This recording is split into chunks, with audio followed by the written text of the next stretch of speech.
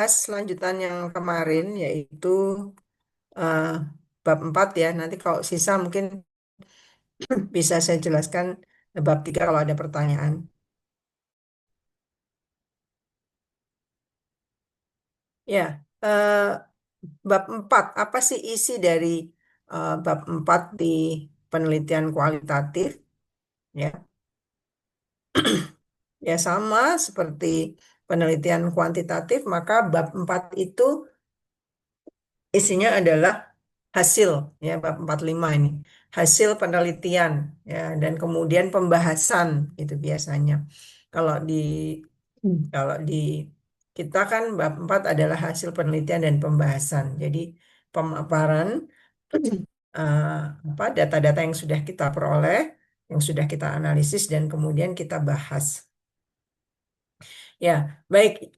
Yang pertama dicantumkan di dalam bab 4 adalah orientasi kancah penelitian.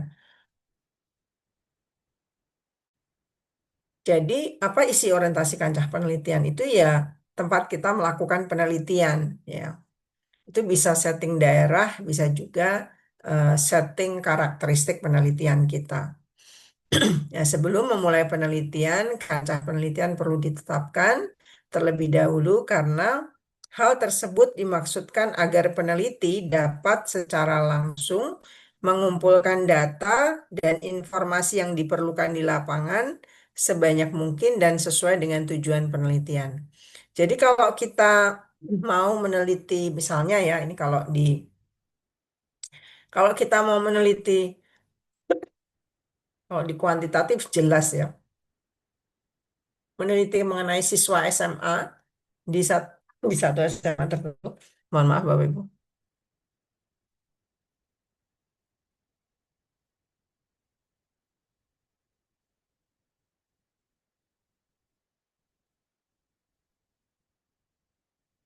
Kalau kita ingin meneliti siswa SMA di SMA tertentu, maka orientasi kancah ya berisi tentang tempat tersebut gitu. Misalnya kayak di SMA ya, SMA X gitu.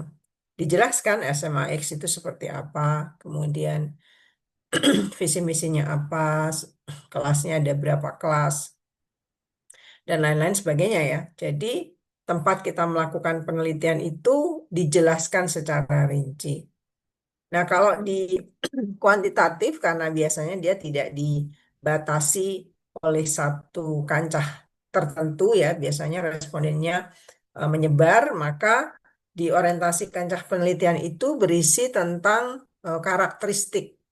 Ya, jadi karakteristik responden kita itu seperti apa? Oh, mereka-mereka yang misalnya merupakan ibu yang memiliki anak berkebutuhan khusus, begitu misalnya. Ya, atau misalnya individu yang mengalami kecenderungan body dysmorphic disorder, ya.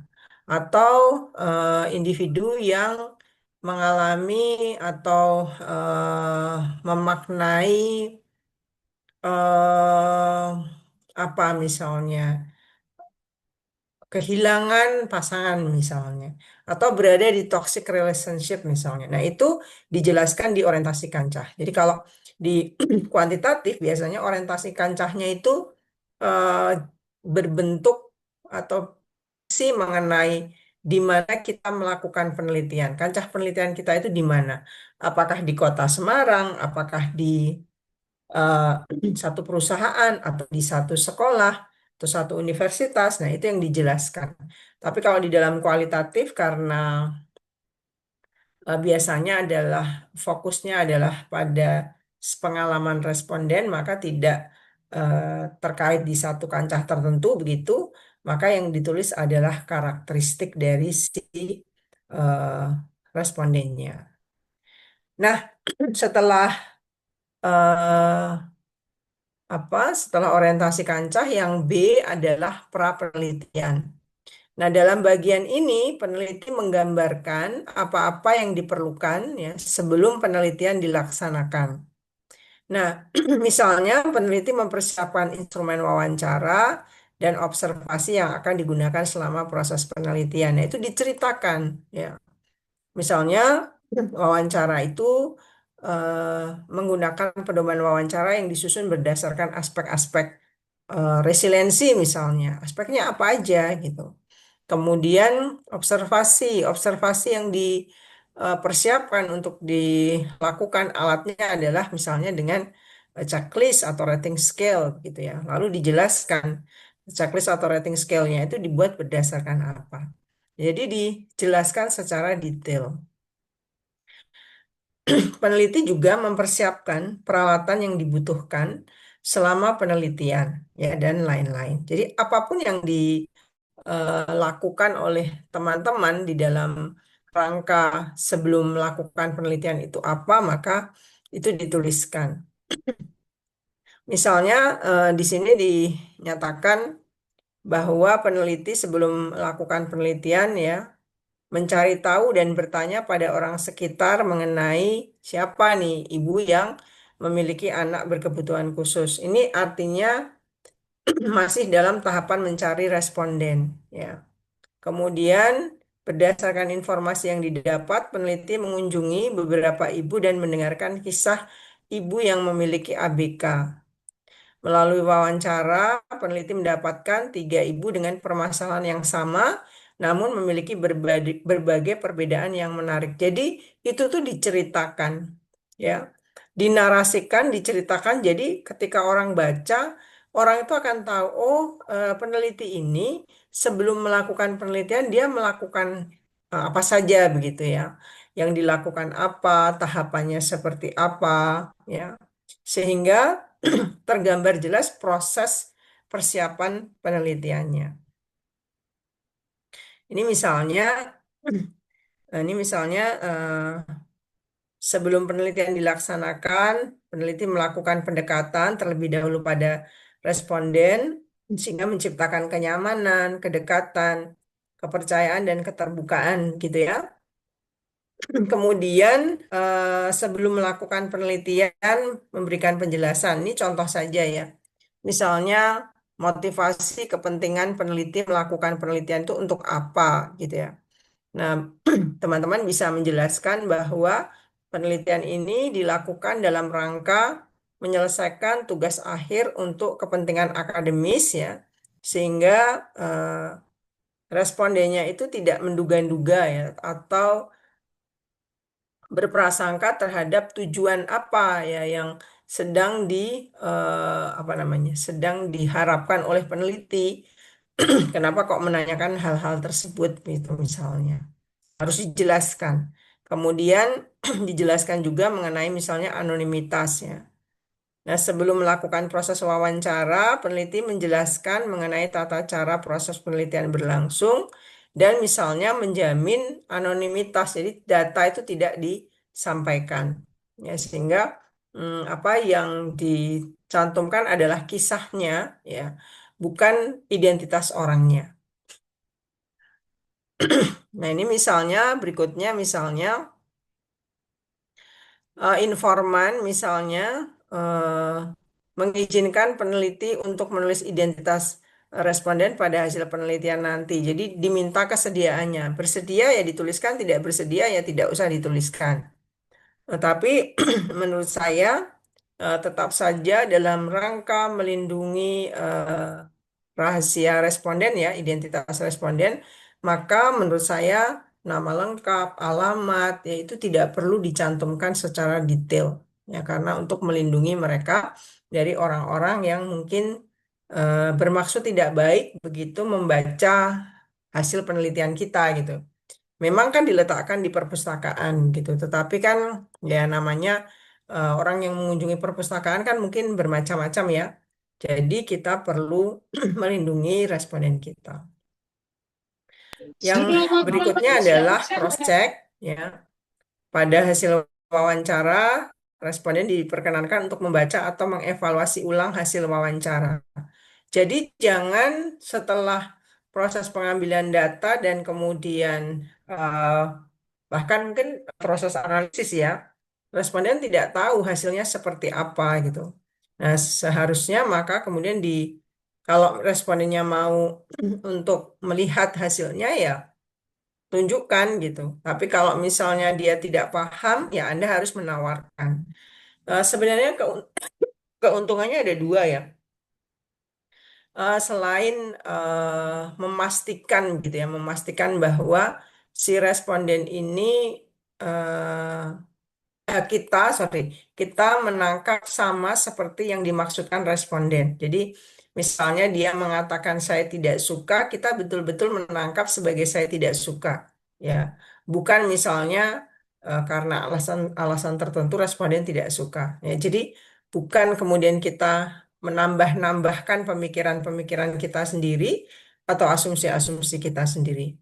Nah, keuntungan yang kedua tentu saja si penelitian ini akan dikatakan memiliki apa namanya validitas atau absah begitu karena apa namanya yang kita tangkap dengan yang dimaksudkan responden itu sama sehingga tidak tidak terjadi bias begitu. Kemudian di honorarium sebaiknya disampaikan bahwa penelitian ini tidak ada unsur imbalan atau pengharapan dalam memberikan data. Nah, kalau kemudian Bapak Ibu dengan kebaikan hati, misalnya ketika berkunjung membawakan buah tangan yang tidak terlalu mahal, makanan atau apa, gitu itu diperbolehkan gitu ya. Bukan sesuatu yang sifatnya memberatkan atau mungkin akan memberikan pengaruh ya kepada psikologis si responden sehingga mungkin nanti jawabannya malah tidak tepat begitu. Jadi kalau misalnya dijelaskan dari awal, maka mungkin si responden tidak akan memiliki harapan atau pemikiran ya tertentu gitu.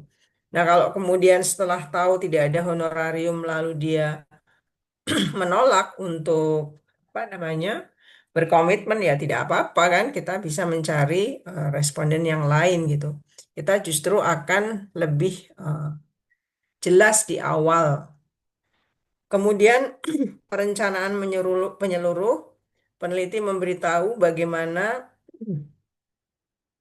pelaksanaan pengambilan data yang akan dilakukan dengan wawancara dan dilakukan satu persatu ya pada subjek atau responden.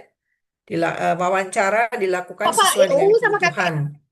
Lama proses wawancara tidak dibatasi. Nah, peneliti menginformasikan proses wawancaranya itu kayak apa. Nah, ini Bapak Ibu sekalian mungkin akan berbeda ya satu peneliti dengan peneliti yang lain. Tetapi yang menjadi prinsip adalah bahwa Bapak Ibu sekalian itu menceritakan sebelum Anda itu mengambil data ya eh, apa yang Anda lakukan, persiapan-persiapan apa yang Anda lakukan itu harus diceritakan di pra penelitian. Nah, yang berikutnya adalah pelaksanaan penelitian.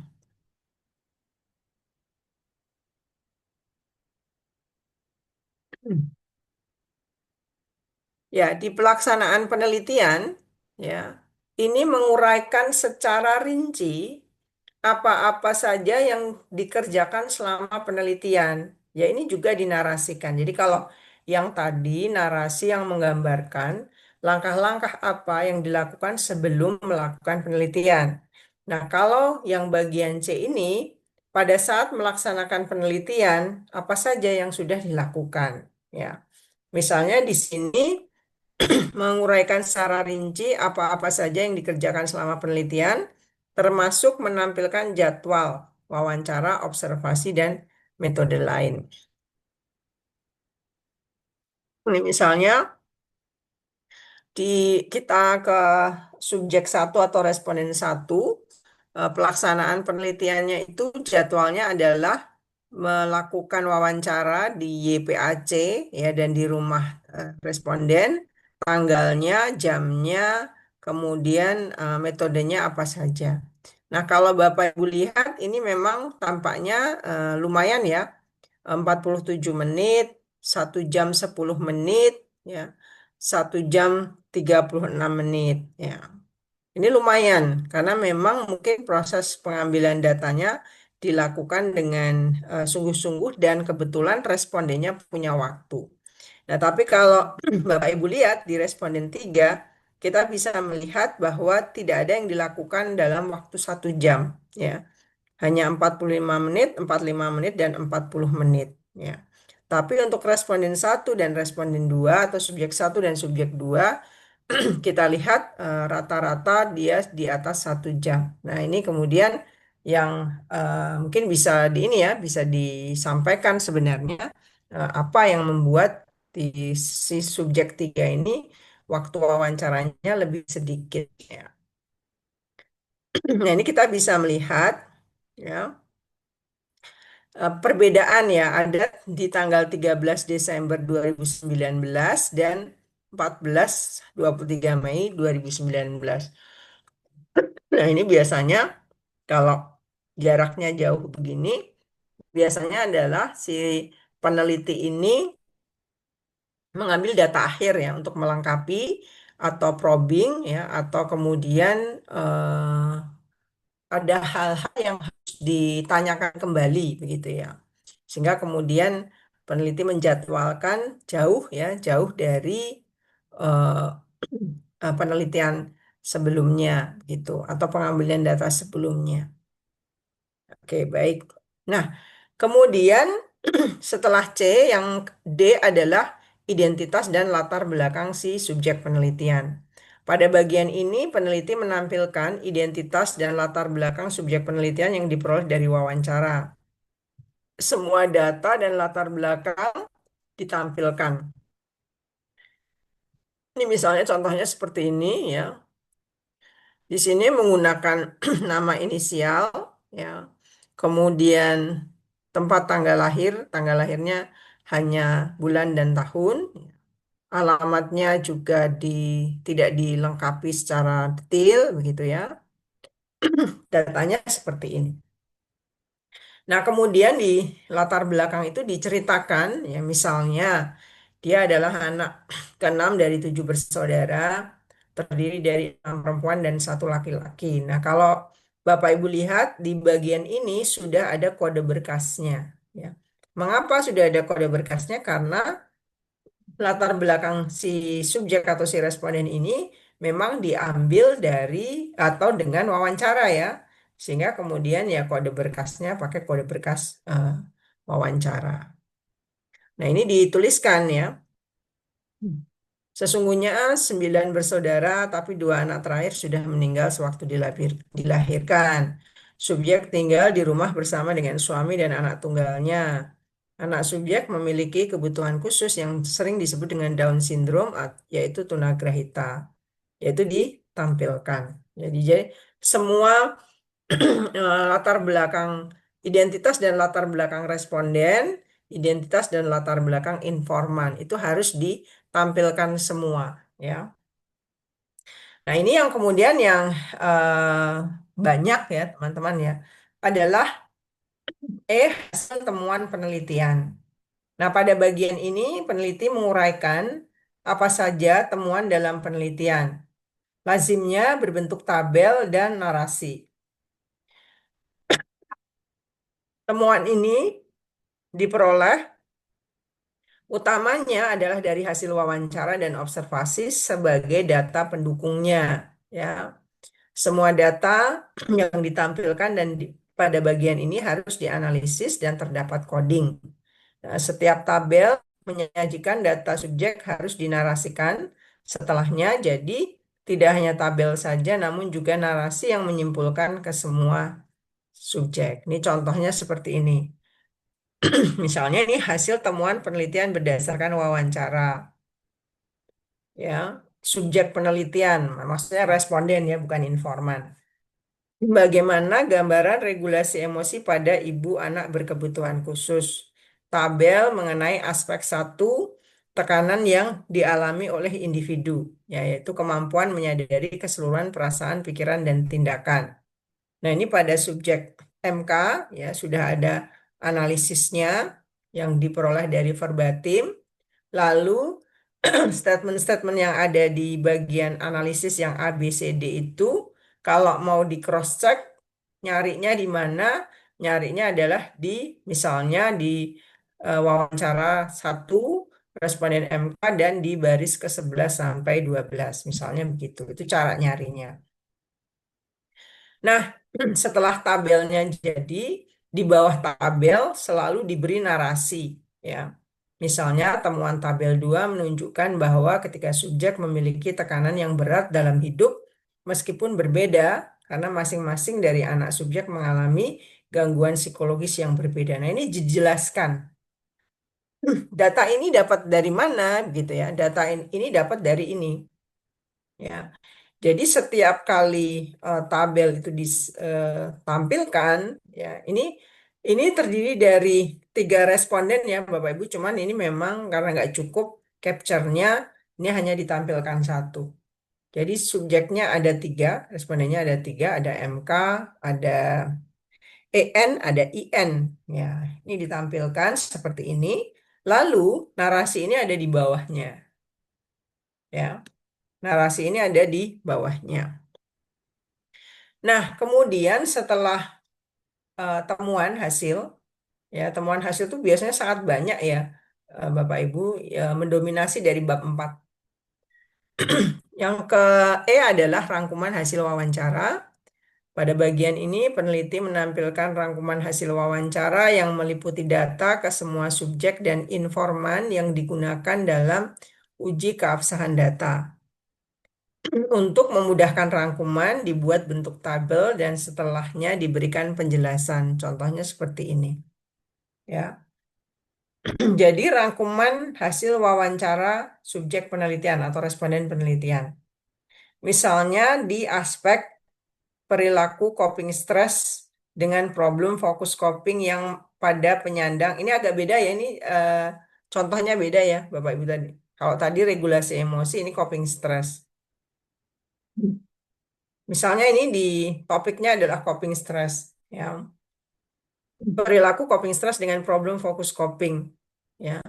Pada indikator planful problem solving, ya, responden 1 kayak apa, responden 2 kayak apa, responden 3 seperti apa. Misalnya kalau di responden 1, dia sudah menjelaskan rencananya untuk berlatih menggunakan alat dengan kondisi disabilitas, ya, sebagai upaya untuk melawan rasa takut. Ya, ini kan tangannya terpotong sama gergaji ya, sehingga menimbulkan trauma. Nah, kalau responden 2 ya mengatakan sudah mencoba mencari pekerjaan namun pesimis akan hasil karena merasa rendah diri akibat keadaan fisiknya. Subjek berencana mencari pekerjaan lagi sebagai upaya menghadapi stresor akibat kondisi keuangan.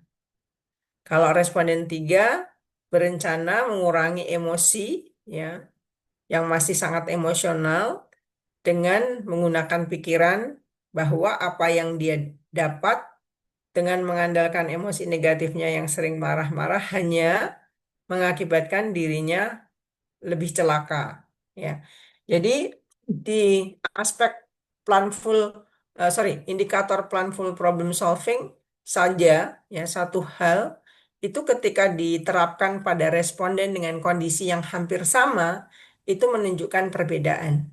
Ya, menunjukkan perbedaan, ya masing-masing punya rencana, masing-masing punya langkah-langkah strategi yang harus dilakukan dalam menghadapi stresornya. Nah, begitu ya Bapak Ibu sekalian. Itu untuk rangkumannya.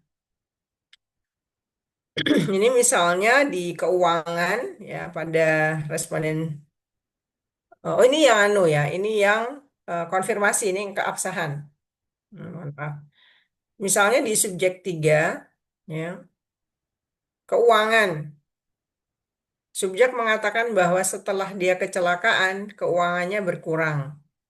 Nah, ketika ditanya kepada informan satu subjek 3 mengatakan bahwa subjek mengalami penurunan kondisi keuangan. Ya, jadi sama ya.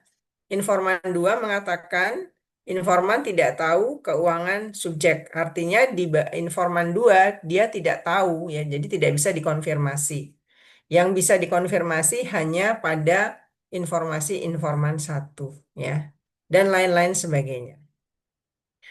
Nah, setelah itu, yang F adalah analisis per subjek atau analisis per tema.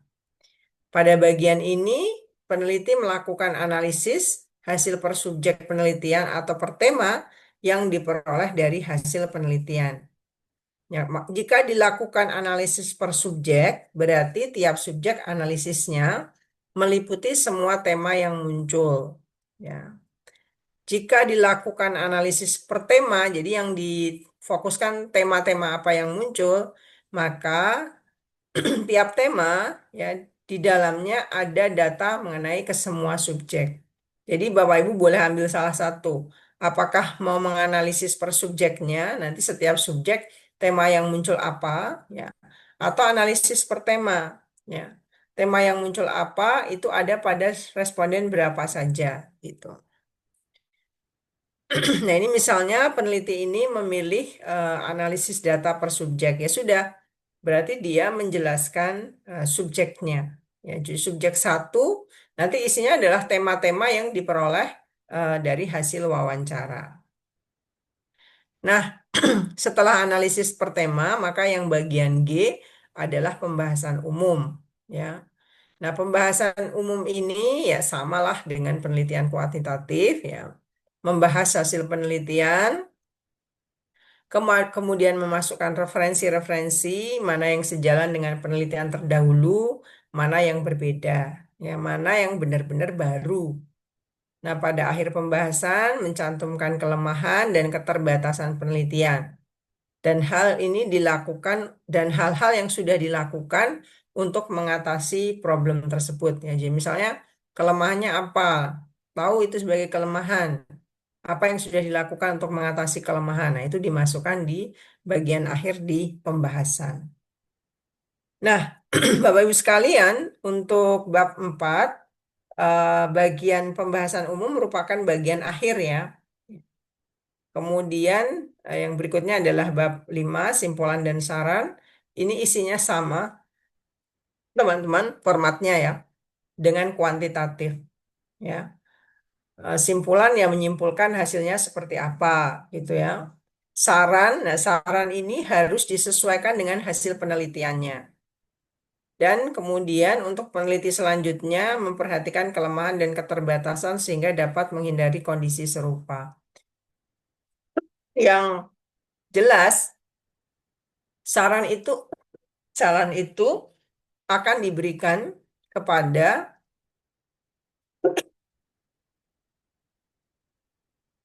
saran itu akan diberikan kepada responden dan orang-orang di sekitar responden yang kira-kira dapat orang-orang atau lembaga ya di sekitar responden yang dapat mengambil manfaat dari riset yang Anda lakukan. Ya, gitu ya Bapak Ibu sekalian. Saya coba memberikan contoh. Contoh yang akan saya tampilkan ya, ini dari mahasiswa kami yang penelitiannya mengenai proses tahap-tahap ya, proses dari self acceptance. Nah, ini bab 4, bentar. Ini diawali dengan bab 4 ya. Ini bab 3. Nah,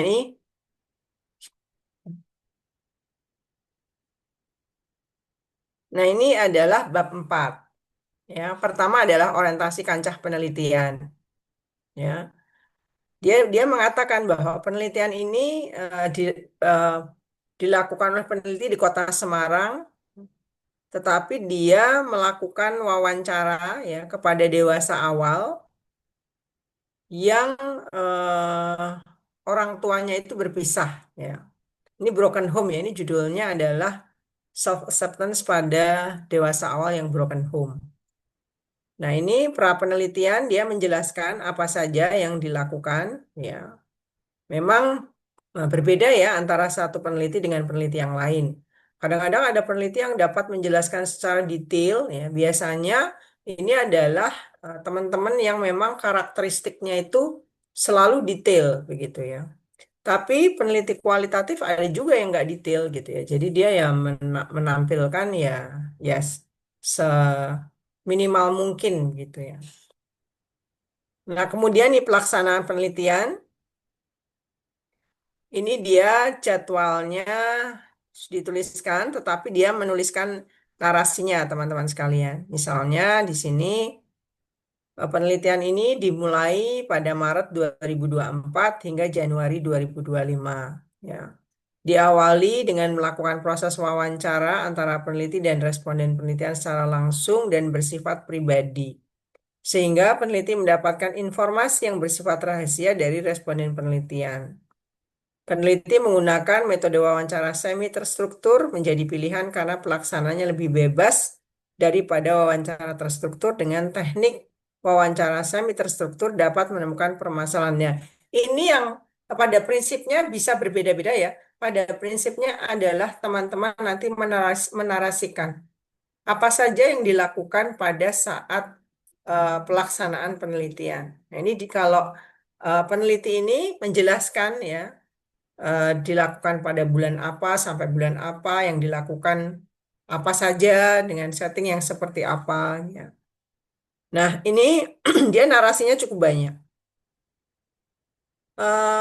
Kemudian ini juga penelitian ini dimulai tanggal 17 Maret hingga 13 Januari ya, sama seperti tadi, ini lebih detail. Melakukan wawancara terhadap 3 orang dewasa awal yang orang tuanya bercerai ya. Selaku responden penelitian beserta 2 informan. Jadi ini informannya 2. Karena peneliti ini mengalami kesulitan ya ketika mencari informan yang lain. Pengumpulan data mengetahui gambaran tentang menyeluruh yang secara menyeluruh tentang gambaran dinamika penerimaan diri pada dewasa awal terhadap orang tua bercerai. Ya. Nah ini dituliskan ya, dinarasikan. Nah lalu ini adalah jadwal pelaksanaannya. Ya. Ini bisa kita lihat ya, banyak eh, tempat-tempat ya yang dilakukan di mana peneliti ini melakukan wawancara. Ya, ada juga dengan Zoom, ya, ada dengan WhatsApp. Ini WhatsApp tuh kayaknya telepon nih kayaknya. Nah, ini memang apakah itu dimungkinkan ya?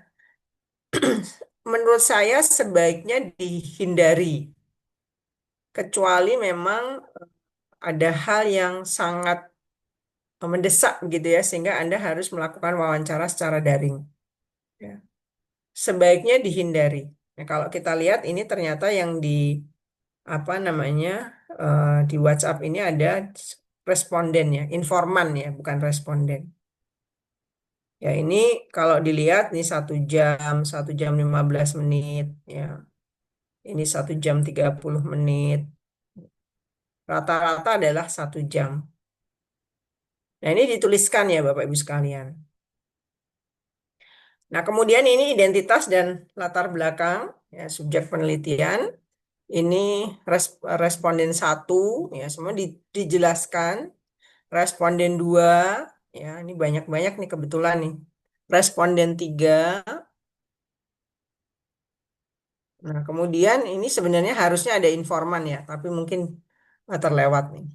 Ini hasil temuan. Nah ini yang ingin saya tampilkan. Nah hasil temuan ini paling banyak ya, tapi ini sebenarnya tergantung dari peneliti dan respondennya. Ada peneliti-peneliti yang detail sekali sehingga banyak hasilnya. Tapi ada yang minimalis juga gitu ya. Itu bergantung kepada peneliti, apakah dia bisa bertanya, apakah dia bisa menggali wawancara dengan baik ya. Lalu bergantung pula pada responden, apakah dia berkomitmen, bersedia untuk bercerita secara apa namanya mendetail gitu ya. Nah, itu akan berpengaruh terhadap banyak sedikitnya hasil temuan penelitian. Maka sebenarnya tidak mungkin ya penelitian kualitatif itu dilakukan hanya sekali wawancara saja. Minimal itu 3 kali ya Bapak Ibu sekalian. Nah ini misalnya latar belakang responden. Ini responden RN, responden RM, responden TAH. Nah ini kemudian di narasikan. Berdasarkan tabel 2 dapat disimpulkan bahwa ketiga responden merupakan mahasiswa yang berkuliah di Semarang dan tinggal terpisah dengan keluarganya. Ketiga responden memiliki pengalaman yang serupa terkait penyebab perceraian orang tua, yaitu perselingkuhan dan konflik rumah tangga. Ya, jadi orang tuanya berselingkuh dan berkonflik ya sehingga akhirnya bercerai. Responden RN sebelumnya terbuka, ya sebelumnya memiliki karakteristik terbuka begitu ya orangnya, dan sekarang menjadi tertutup dan sering memendam perasaan. Jadi sebelum orang tuanya bercerai, itu dia adalah individu yang terbuka. Nah, setelah orang tuanya bercerai, dia menjadi tertutup dan banyak memendam perasaan. Kemudian RM merasa terpukul pada awalnya, tapi kini sudah menerima perceraian orang tua dan tidak akan apa nih dan tidak akan saya nggak tahu nih apa ya jika ditanya tentang keluarganya.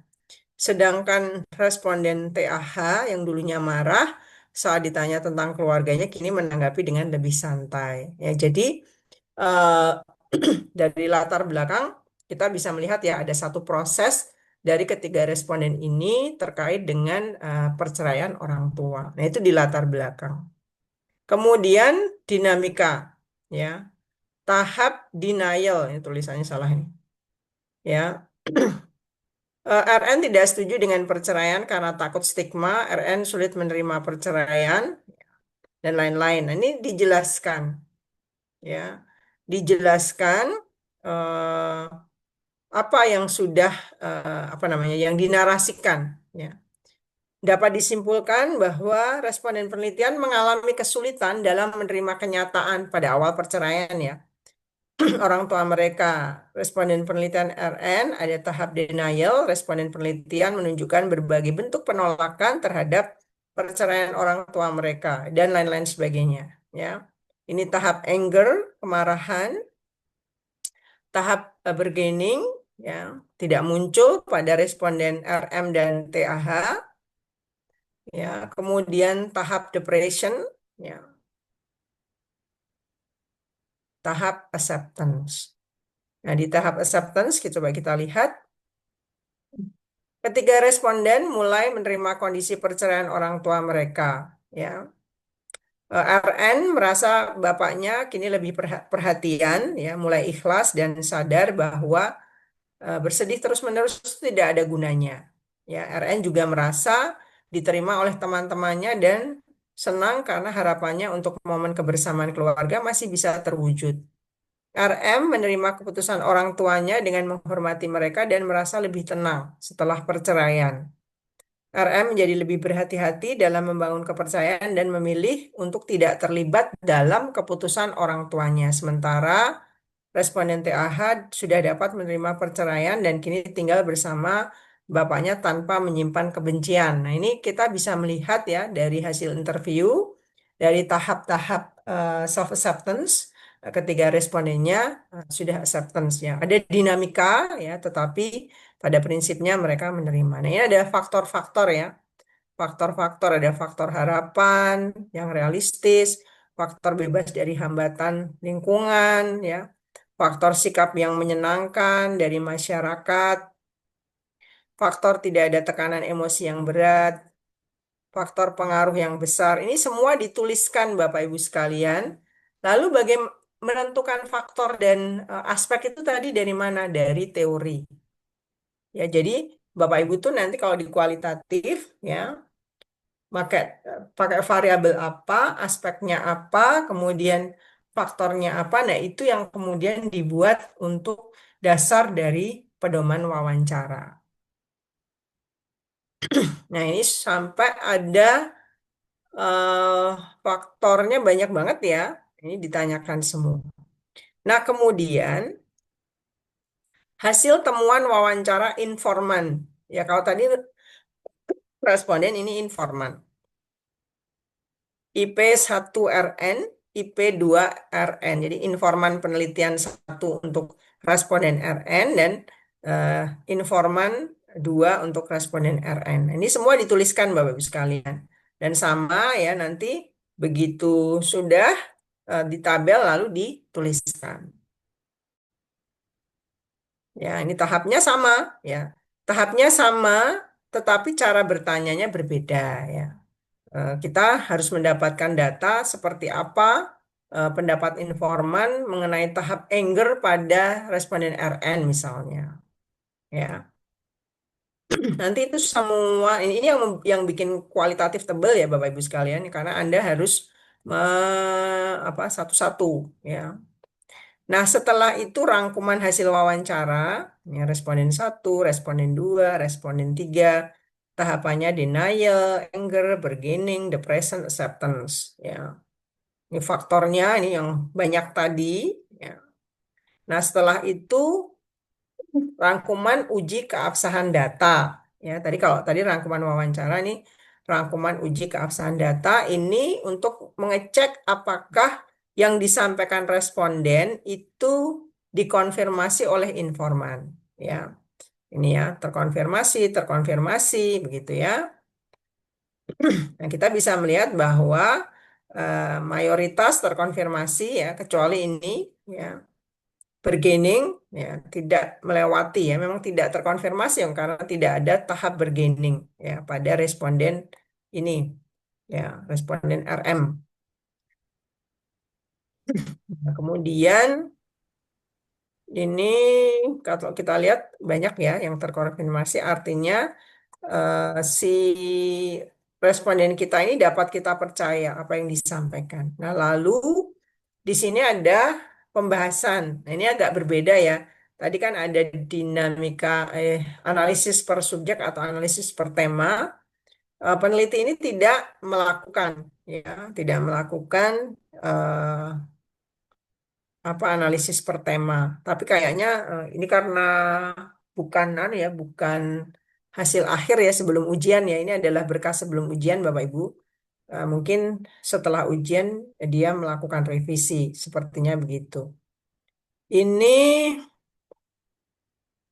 pembahasan ya menyertakan teori ya, hasilnya seperti apa, kemudian menyertakan oh diperkuat dengan penelitian Ramadhani dan Krisnani misalnya.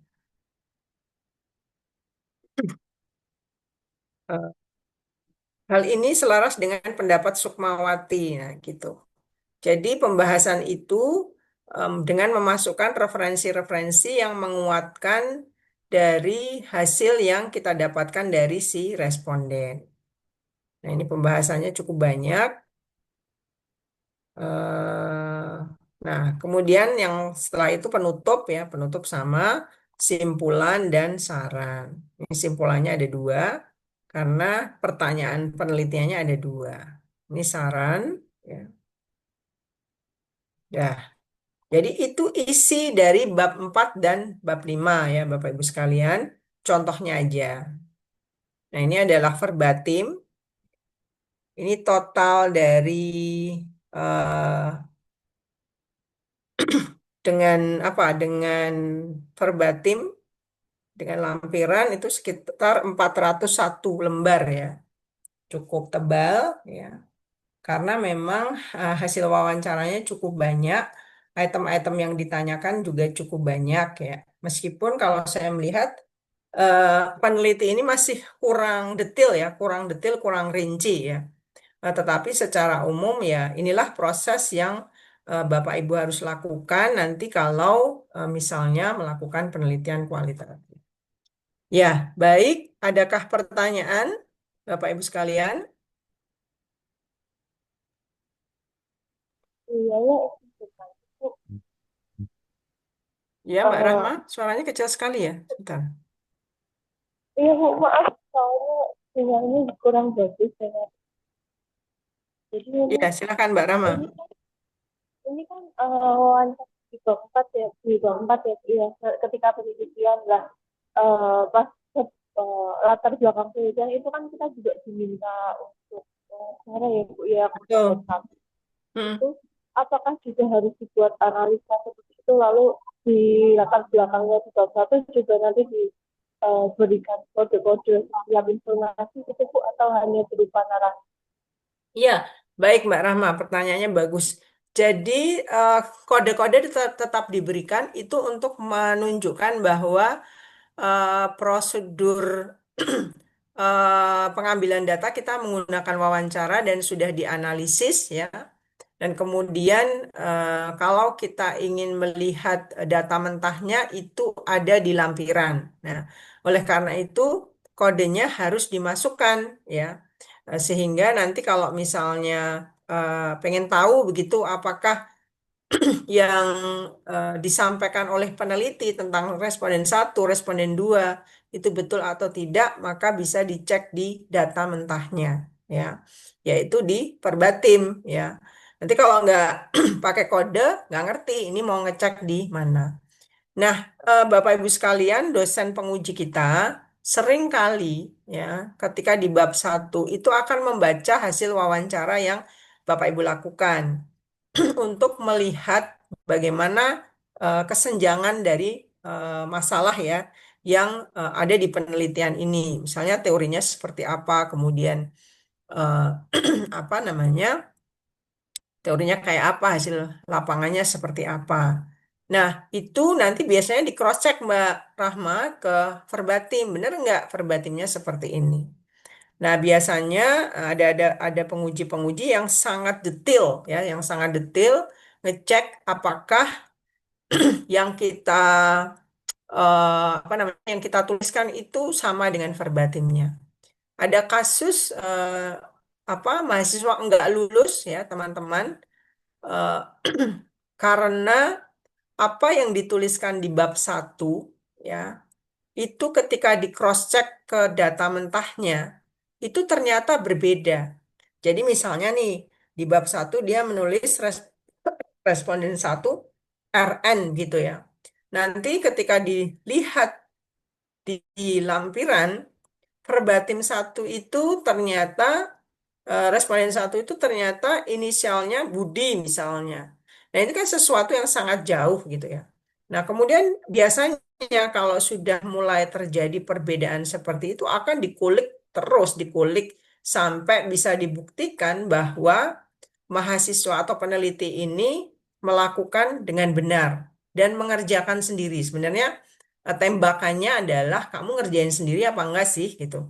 Kalau kamu ngerjakan sendiri, pasti kamu bisa jawab dan kamu bisa menceritakan prosesnya. Nah, tapi kalau mahasiswa itu diem, nggak bisa jawab, nggak bisa mempertahankan apa yang sudah dilakukan, biasanya ada prasangka-prasangka bahwa mahasiswa ini dibantu, karena dibantu nggak apa-apa ya, yang mengerjakan orang lain dan dia tidak tahu apa-apa. Nah, biasanya dalam kondisi seperti itu ya bisa saja mahasiswa tidak lulus ya. Ini sudah pernah terjadi di kita. Sebenarnya kalau mahasiswa itu bisa menjawab mungkin masih ada semacam ini ya toleransi ya. Tapi memang tidak bisa menjawab karena situasi psikologis sepertinya. Jadi mahasiswa ini blank begitu ya, diam, tidak melakukan apapun, didorong, dimotivasi untuk menjawab, tidak bisa menjawab, kosong gitu ya. Sehingga akhirnya pengujinya jengkel, udah selesai. Berarti sudah tidak ada yang bisa saya tanyakan lagi, sudah tutup. Itu baru di bab satu. Jadi belum dibuka itu. Bab duanya kayak apa, bab tiga, bab empat, bab lima. Nah, itulah pentingnya teman-teman sekalian untuk memastikan betul ya kalau kita mau maju ujian, berkasnya itu harus betul ya. Supaya apa ya? Supaya teman-teman sekalian tidak mengalami hal-hal yang tidak perlu begitu. Dan usahakan ketika menjawab gitu ya, itu ya sebaik mungkin, sebisa mungkin, sejelas mungkin begitu. Memang di mana-mana yang namanya ujian ya, pasti penguji bikin stres ya. Itu hal yang sudah wajar dimanapun berada, begitu ya. Tetapi diusahakan untuk menjawab. Jadi kembali lagi Mbak Rahma, ini penjelasannya kemana-mana ya, mohon maaf. Prinsipnya adalah di bab satu, kalau menggunakan wawancara sebagai alat pengumpul data, maka apa namanya di bagian bab satu itu juga harus dijelaskan dengan apa namanya kode berkas gitu Mbak Rama. Baik, Bu. Ya, terima kasih. Y. Teman-teman ada yang lain? Izin bertanya, Bu. Ya, ya. Iya, Oke. monggo. Bu, saya tuh Mbak Aditya. masih bingung cara menentukan baris baris yang dalam kode verbatim itu, Bu. Oke, Ya, saya bisa baik. dijelaskan minta tolong. Ye, Terima kasih, Bu. baik. Perbatim itu kan memang uh, bisa modelnya bisa macam-macam ya teman-teman ya. Karena ada fleksibilitas di dalam penelitian kualitatif ya. Tetapi prinsipnya ada 4 kolom yang tidak boleh tidak ada ya. Yang pertama adalah kolom yang kecil ya di bagian ujung sebelah kolom yang di sebelah kiri, yaitu menunjukkan identitas. Ini siapa nih yang nanya, siapa yang jawab gitu. Kalau nggak dikasih itu nanti kita harus 2 kali ya, 2 kali ngecek ini pertanyaan atau jawaban gitu. Karena kan biasanya peneliti kualitatif itu tidak pernah bertanya yang to the point ya. Biasanya ada ya pengantar-pengantarnya sedikit, ada apa namanya ramah tamah dan lain-lain ya sehingga kemudian bisa jadi itu pertanyaannya dia tuh lebih panjang dari jawabannya. Nah, sehingga kolom di ujung paling kiri itu menjadi sangat penting supaya kita tidak salah menginterpretasikan atau menganalisis.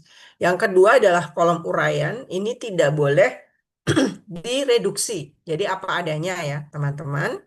Dan berikutnya adalah kolom baris. Ini yang ditanyakan tadi. Nah, kolom baris itu ada 2 model ya. Model yang paling aman adalah model yang seperti ini ya. Jadi urut ya 1, 2, 3, 4, 5, 6 sampai berapa ratus ya. Ini memang berat ya, bukan berat ya, lebih sulit begitu ya karena harus ngetik satu-satu urut, tapi ini akan aman. Aman itu artinya tidak akan ada baris yang terlewat. Nah, model kedua, model yang ditulisnya per 5 ya. Jadi misalnya 1, 0 ya, 2, 3, 4, 5 yang ditulis angka 5, 6, 7, 8, 9 tidak ditulis lalu 10 misalnya dan seterusnya. Jadi tidak ditulis semua. Ya, misalnya nih eh, di sini misalnya 1, 2, 3, 4-nya hilang, tulis 5. 6, 7, 8, 9-nya hilang, tulis 10. 11, 12, 13, 14-nya hilang, yang ditulis adalah 15 gitu ya. Nah, itu biasanya begitu ya, karena lebih mudah. Tapi rawan ketika misalnya Anda selip satu saja, ada perubahan ya di uraian, ada perubahan di baris, ada perubahan di keterangan. Selip satu bisa jadi dia bergeser satu, gitu ya. Sehingga kemudian maka ini lebih lebih aman meskipun lebih repot, tapi dia lebih aman karena kita misalnya uraiannya bertambah berkurang dia tidak akan barisnya ini tidak akan berubah ya karena urut. Nah, nah, kemudian cara baris ini sebenarnya fungsinya untuk apa sih begitu ya? Ya baris ini fungsinya adalah untuk melihat statement ya. Responden penelitian usia 20 tahun berkuliah di Semarang mengambil Fakultas Hukum ini ada di baris 11 ya sampai dengan baris 13. Misalnya begitu ya. Di sini nih biasanya di blok. Ini harusnya di blok nih. Tapi peneliti ini tidak blok ya karena ya biasalah tergesa-gesa mau ujian gitu. Jadinya begitu. Nah, Nah, begitu Mas Aditya. Jadi sebenarnya eh, fungsi dari baris itu adalah menunjukkan ketika saya ngomong mahasiswa ini, responden ini berusia 20 tahun, dia merupakan mahasiswa yang kuliah di Fakultas Hukum misalnya. Statement yang saya tulis itu dasarnya apa gitu. Oh, dasarnya adalah statement yang diberikan oleh RN yang ada yang bisa kita baca di baris 11 sampai dengan 13. Jadi begitu sesederhana itu gitu. Apa namanya?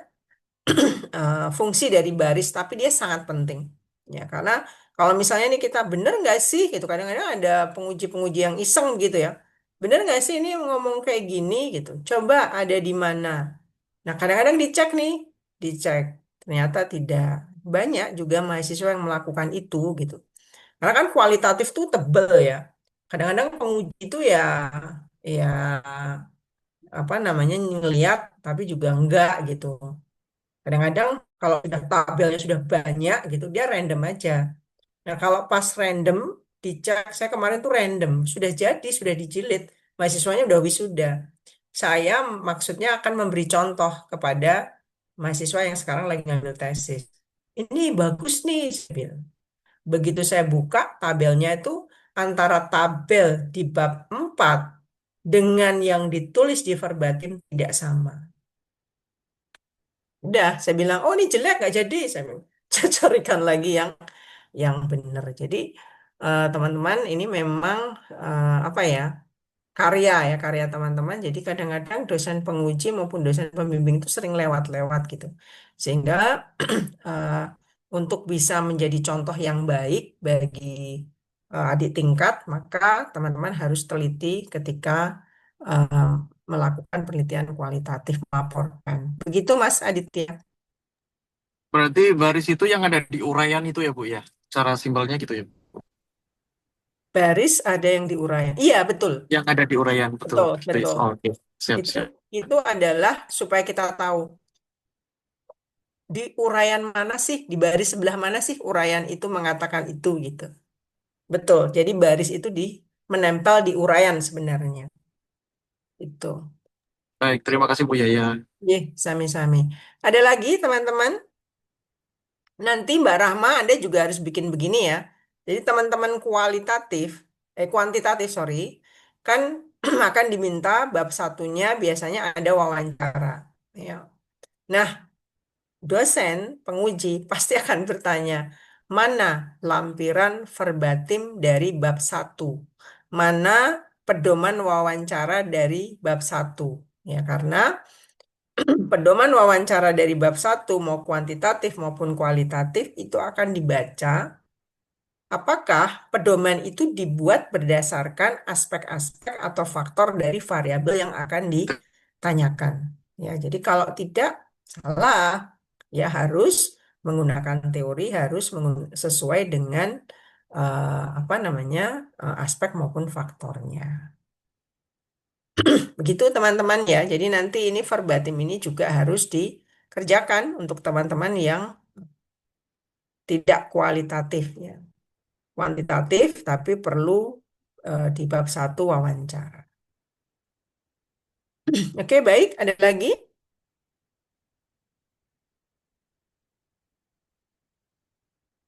Ya, cukup ya berarti ya. Kalau tidak ada pertanyaan, oke saya akhiri. Saya stop share ya, Bapak Ibu sekalian. Ya, baik. Kalau sudah tidak ada pertanyaan, berarti saya akhiri ya, karena sudah tidak ada. Mau apa lagi kita? Ya, baik. Terima kasih perhatiannya, pertanyaannya tadi untuk Mbak Rama dan Mas Aditya. Eh, Semoga jawaban saya bisa diterima. Ya, sampai bertemu kembali untuk pertemuan di berikutnya ya. Berarti besok untuk kelas klinis beberapa teman akan bertemu dengan saya.